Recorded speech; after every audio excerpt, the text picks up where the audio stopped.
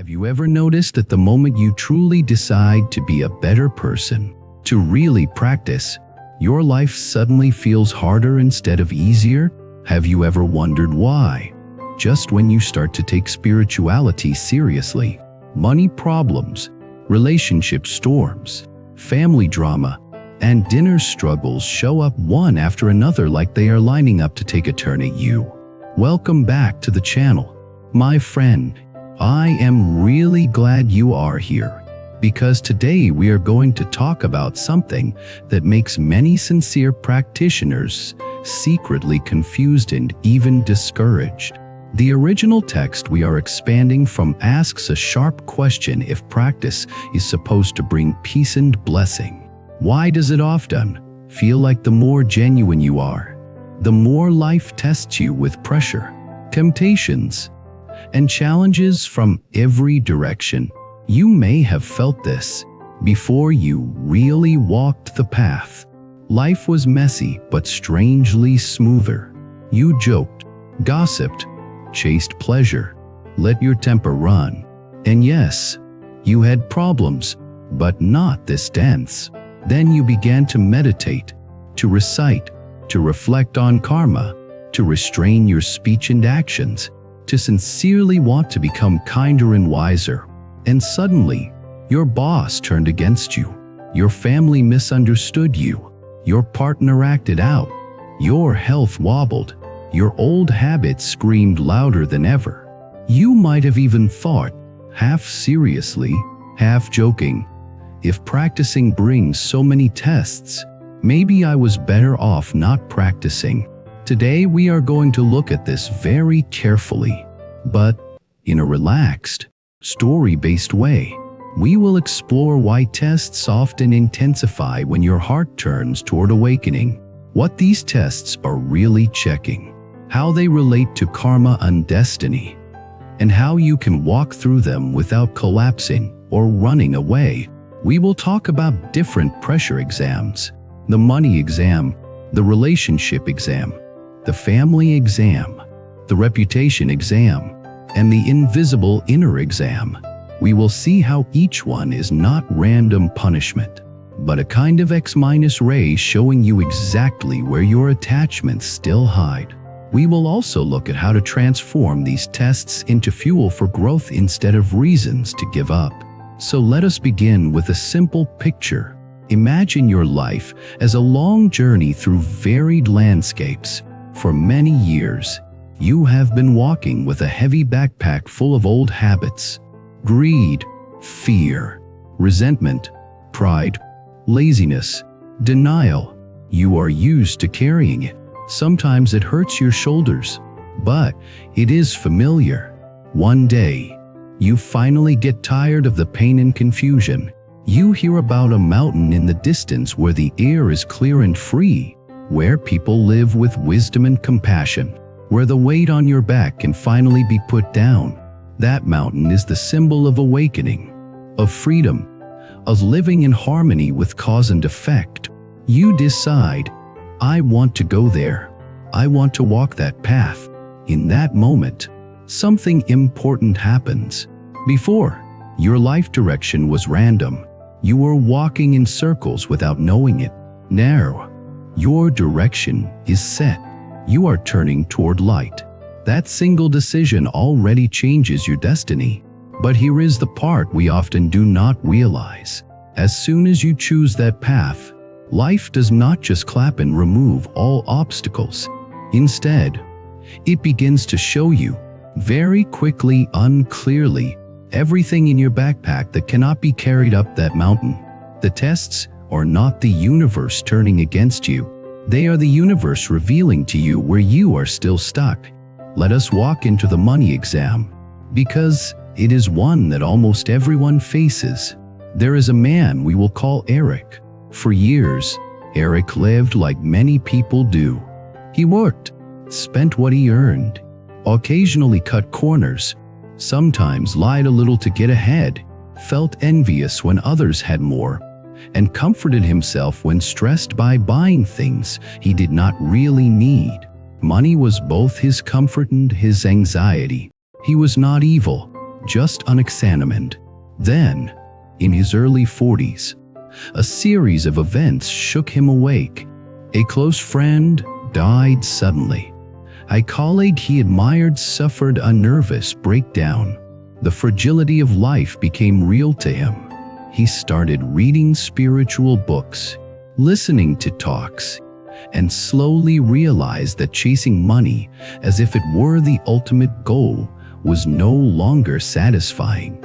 He decided to practice more seriously: meditation in the mornings, ethical reflection at night, generosity as a habit, and an intention to align his work more with his values. He made a quiet vow: from now on, I want to use money as a tool, not as my master. I want to earn it ethically, spend it wisely, and share it whenever I can. I do not want to sacrifice my conscience for profit anymore. You might think that after such a noble decision, his financial life would suddenly become smooth. But what actually happened? Within a few months, his company offered him a promotion. The new position came with a big pay raise, a better title, and more influence. On the surface, it looked like a blessing. Then he discovered the condition. The promotion required him to lead a project built on a dishonest foundation, manipulating data to present a false image to investors, quietly cutting protections for customers, and pressuring his team to work under unfair conditions. Everyone did it, he was told. That was just how the industry worked. But now, he was a practitioner. He had vowed not to sacrifice integrity for money. Suddenly he realized, this is the money exam. Before he began practicing, his values were blurry. He might have accepted the promotion without much inner conflict, telling himself it was just business. But now that he had consciously turned toward truth and ethics, life was giving him a clear, concrete choice. He had to choose between a higher salary with compromised integrity or a simpler financial path with a clean conscience. He spent many sleepless nights wrestling with fear. He thought, if I say no, will I lose my job? How will I support my family? What if I regret it later? At the same time, another voice whispered, if you say yes, what will happen to your practice? How will you face yourself on the meditation cushion? What kind of seeds will you plant in your mind? This is what a real exam feels like. It is not a theoretical question. It touches your survival fears, your desire for comfort, your social image, your responsibility to others. In the end, he declined the promotion, explaining his concerns honestly. The company was not impressed. He was not fired, but he was quietly sidelined. He watched younger, more aggressive colleagues move ahead of him. On the surface, it looked like a loss, but months later, when the dishonest project was exposed and several people were investigated and disgraced, he realized how narrowly he had escaped. More importantly, something inside him had changed. He had chosen his vow over his immediate comfort. His trust in his own path deepened. That exam did not just test his sincerity, it actually refined it. Now, imagine if he had never decided to practice. The same promotion might have come, and he might have accepted it easily. Life would not need to give him such a sharp test, because his direction was not set. The paradox is this: the more clearly you choose the path of awakening, the more clearly life will ask, do you really mean it? Let us move to another exam that almost everyone faces sooner or later: the relationship exam. There is a woman named Laura. For most of her life, Laura's relationships were built on a familiar pattern. She was terrified of being alone, so she would quickly attach herself to anyone who gave her warmth and attention. She ignored red flags, tolerated disrespect, and even changed her values to match whoever she was with. She said yes when she wanted to say no, because she was afraid of abandonment. She confused intensity with love.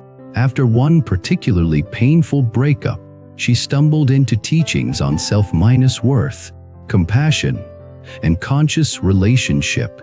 Something clicked. She realized that as long as she clung to others from fear, she would suffer. She began practicing meditation, journaling, and self-reflection. She made a vow to herself, "From now on, I want to love from a place of wholeness, not desperation. I want to stop using relationships to run away from my own emptiness. I want to respect myself and others." Soon after, she met someone new. At first, he seemed perfect, attentive, romantic, deeply interested in her spiritual side. He attended events with her, listened to her talk about practice, and even quoted teachings back to her. Then, slowly, cracks appeared. He was controlling, subtly jealous, emotionally manipulative. He used spiritual language to justify his demands. When she tried to set boundaries, he accused her of being unloving or not evolved enough. The old Laura would have bent herself into a pretzel to keep him. But now, the exam had arrived. Her new vow was being tested. Would she choose self-respect and truth over the comfort of having someone? Or would she betray her own practice to avoid loneliness? During a meditation retreat, the teacher said something that went straight into her heart. Spiritual practice is not proven in how long you can sit still with your eyes closed. It is proven in whether you can say no to what harms your soul, even when your fear of loss screams. She understood. Breaking up with him was excruciating. She cried, doubted herself, almost went back several times. But each time, she remembered her vow and the clarity she had touched on the cushion. That relationship exam did not come because practice was punishing her. It came because she had finally reached a level of honesty where she could no longer live the old way without feeling the pain deeply. By passing this exam, she changed her relational karma. She stopped repeating a destructive pattern that had haunted her for years. From the outside, it looked like just another breakup. From the inside, it was a massive shift in destiny. Now, let us look at the family exam, one of the most intense of all. There is a man named David. After years of struggling with anger and addiction, David discovered spiritual practice. He began working with his breath, attending meetings, and slowly rebuilding his life. He stopped drinking, started to soften his temper, and made sincere efforts to repair relationships. Outside his home, people could see the change. Friends praised him. Spiritual companions took him as an example. Inside his home, his family was not so easily impressed. His parents remembered every harsh word he had ever thrown at them. His siblings still carried fresh wounds from his past outbursts. His spouse, who had carried the weight of his behavior for years, did not trust that the change would last. When he spoke about his new path, they rolled their eyes. When he quoted wisdom, they said, "Save it. We have heard your promises before." He felt deeply hurt. He thought, "I am trying so hard. Why are they not supporting me?" This is the family exam. Can you remain sincere in your practice when the people closest to you cannot yet see your growth? When they still mirror back the old version of you? In the original text, this is described like the universe using your family as a pressure test to see whether your patience, humility, and kindness are real or only available in comfortable situations. At a spiritual group meeting, David complained bitterly, "It is easier to be calm with strangers. At home, one sentence from my father and I lose it. Maybe practice is not working." The facilitator smiled gently and said, "Practice is working. That is why you are seeing your reactive patterns so clearly at home. Family is like the final exam, not the first lesson. With people who do not know your history, it is easy to act wise. With family, your deepest conditioning shows up. Do not be discouraged. Let this be your training ground." Slowly, he understood that expecting immediate recognition at home was another form of attachment. His real task was to embody change steadily, even if applause never came. Instead of preaching, he started listening. Instead of defending himself when past mistakes were mentioned, he said, "You are right. I did that. I am sorry. I am working hard not to repeat it." Over time, not months but years, his family's attitude softened. His spouse began to trust him again. His parents, in their old age, quietly said, "You really have changed." His family exam was not only about whether they accepted him. It was about whether he could stay true to his path without needing their immediate approval as fuel. Now, let us talk about the invisible inner exam, the one no one sees. You can appear gentle, generous, and spiritual on the outside, yet inside face storms of doubt, temptation, and confusion. For example, there is the exam of secret pride. After some years of practice, you may begin to notice that you are more patient than you used to be, more forgiving, more disciplined. This is good. But a quiet voice might also appear. "I am more advanced than others. Look how lost they still are. Look how calm I am compared to them." Life will test this. You might be placed in situations where people you consider less spiritual give you sharp criticism, or where they show impressive kindness and courage you did not expect. Your self-mind's image will be challenged. If you cling to your spiritual pride, you will suffer. If you can laugh at yourself, admit, "I am still learning," and bow inwardly, you pass the exam. There is also the exam of hidden craving. Maybe you have given up certain addictions, but new ones appear in subtler forms. Constant seeking of praise for your practice, collecting teachings as status, needing to be seen as wise or awake. Life may send you long periods where no one notices your efforts, where you serve quietly without acknowledgement, where your name is not mentioned, where your contributions are taken for granted. Do you become resentful and give up? Or do you keep practicing for the sake of truth and compassion themselves, not for applause? This is a deep exam of motivation. So now we can see a pattern. The more true your intention, the more life will align itself to reveal every area where that intention is not yet fully embodied. This is not cruelty. It is precision. Think of a metal sword being forged. At first, it is just a rough piece of raw metal. As long as it stays in that state, it does not face intense heat.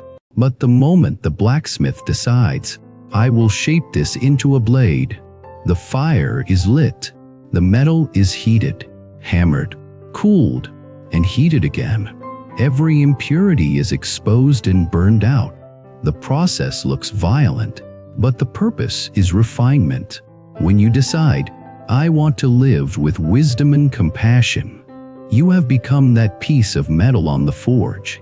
The fire of tests is not there to destroy you, but to bring out your strength and clarity. This is why in many traditions, sincere practitioners are warned in advance. If you truly commit, do not be surprised when life intensifies. You are asking to see reality more clearly. And reality includes seeing your own attachments, fears, and delusions under pressure. So the question is not, how do I avoid tests, but how do I walk through them in a way that deepens my awakening instead of crushing me? Here are some attitudes and perspectives that can help. First, Stop taking tests as personal punishment. When something difficult happens after you begin practicing, it is tempting to cry out, "Why me? I am trying to be good. Why are you hitting me?" But what if you flip the view? What if you see each test as life saying, "You are ready to confront this now"? Before, you were too asleep. Now you have enough strength to face this layer of karma. When you think this way, your stance changes from resentment to curiosity. You can ask, "What is this exam showing me? Where is my attachment hiding here? How can I respond in a way that plants better seeds?" Second, remember that not every test must be passed perfectly in one go. Sometimes you will fall. You will take the promotion you know is not aligned. You will go back to the unhealthy relationship. You will explode at your family. You will sink into resentment when you are not appreciated. When that happens, the exam is not over. How you respond to your own failure is also part of the exam. Do you drown in guilt and say, "I am hopeless. Practice is useless"? Or do you honestly acknowledge, "I see my pattern more clearly now. The pain of this choice is my teacher. I will learn and choose differently next time"? A sincere practitioner is not someone who never falls, but someone who uses every fall to deepen their understanding and humility. Third, do not forget that tests are also calibrating your compassion. When you have walked through deep money fear, you understand others who are trapped in financial anxiety. When you have survived unhealthy relationships, you understand why people cling to toxic partners. When you have wrestled with pride, envy, anger, and hatred, you understand how strong these forces are in all humans. If you have never faced tests, it is very easy to be judgmental. Why can they not just let go? Once you have been in the fire, you know letting go is not an easy button. It creates tenderness. In this sense, tests are not only for you. They shape you into someone who can genuinely help others, not from theory, but from lived experience. Fourth, remember that pressure exams are temporary. No exam lasts forever. Even the hardest life chapter eventually changes its shape, but the insight you gain, if you are willing, can stay with you. When you are in the middle of a test, it can feel endless. You may think, "I cannot stand this another day." In those times, do not carry the whole future on your shoulders. Bring your attention back to the next honest step, the next breath, the next conversation, the next small act of integrity.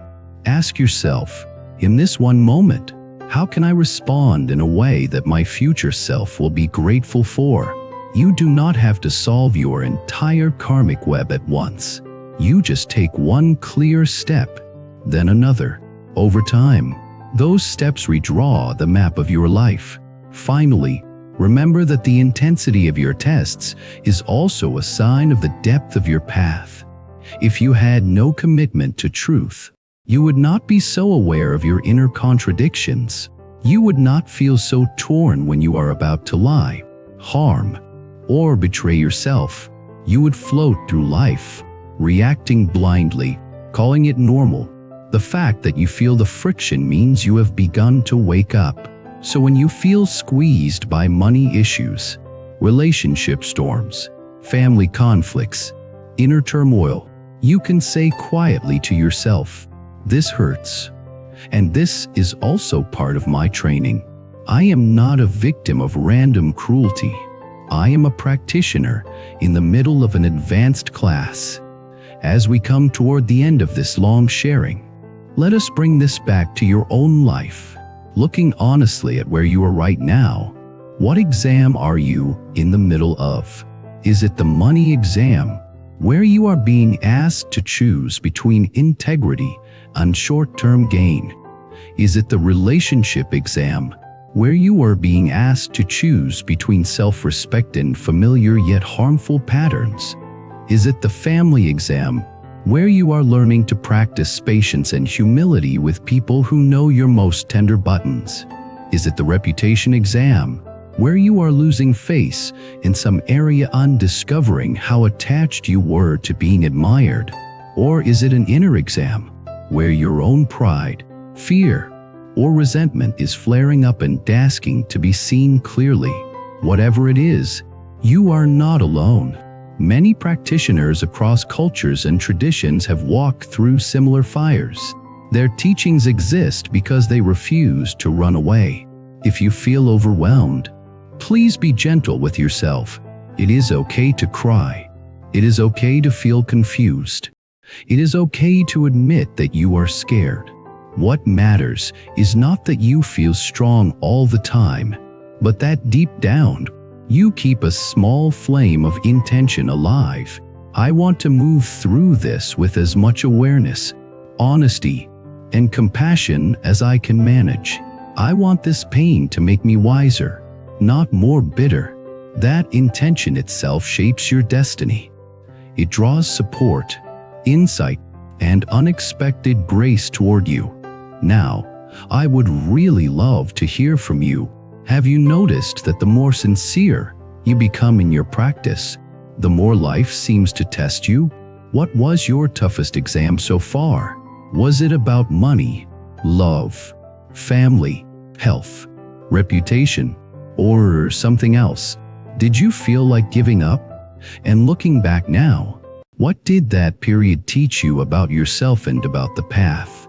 If you feel comfortable, you are warmly invited to share in the comments. Your story may be the exact mirror someone else needs when they are standing in their own exam room, wondering if anyone understands. If this long reflection resonated with you, if it gave you even a small shift in how you see the tests in your life, I invite you to support the channel in simple ways. You can subscribe so you do not miss future sharings on karma, destiny, compassion, and real practice in daily life. You can like this video so that more people who are struggling under heavy tests can find a different perspective. And if you feel called to walk more closely with this community, you can consider joining as a member to support the time and heart that go into creating these teachings. Most of all, whether or not you ever click another button, I hope you carry this with you into your next hard moment. The tests that arrive when you practice sincerely are not signs that you are failing. They are confirmations that your path is real. You are no longer sleepwalking. You are being refined, step by step, exam by exam. Your heart is learning to stay awake in situations where the old you would have collapsed. And one day, you may look back and realize that the very seasons you once cursed as too hard were the ones that quietly turned you into someone you yourself can trust. At the end of the day, we all need something that brings us back to ourselves. Something that reminds us to slow down, breathe, and stay centered. Simple bracelet can do exactly that. Every bead you touch brings your mind back to calm, back to clarity, back to the present moment. If one of the bracelets you just so resonates with you, you can find the purchase link in the video description and explore more beautiful styles in our channel store. Let the one meant for you find its way to your wrist.